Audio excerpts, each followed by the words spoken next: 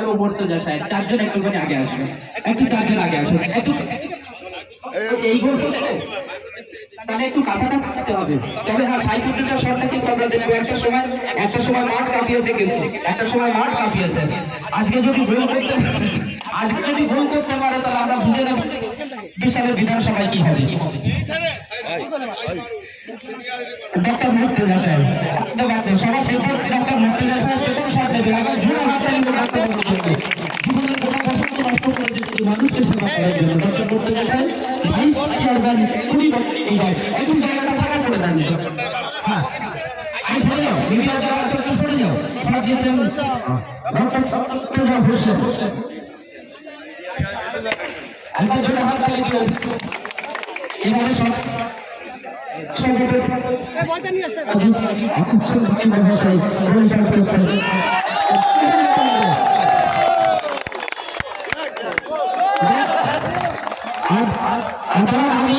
আমি পরবর্তী আগে একটা কথা বলি, আমাদের মিনাকা ব্লক সভাপতি আজকে গোল দিয়ে বুঝিয়ে দিয়েছে যে 2026 সালে বিধানসভা সভাপতি করতে যাবে। একটা ঝুড়ে হাত তালি সবাই মিলে একসঙ্গে।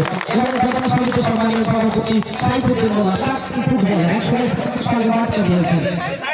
প্রধান সমিতির সভাপতি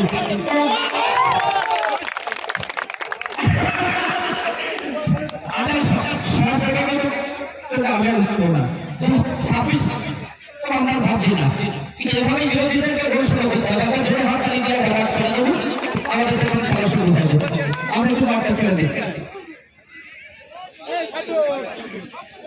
হয়ে গেছে। আচ্ছা আচ্ছা।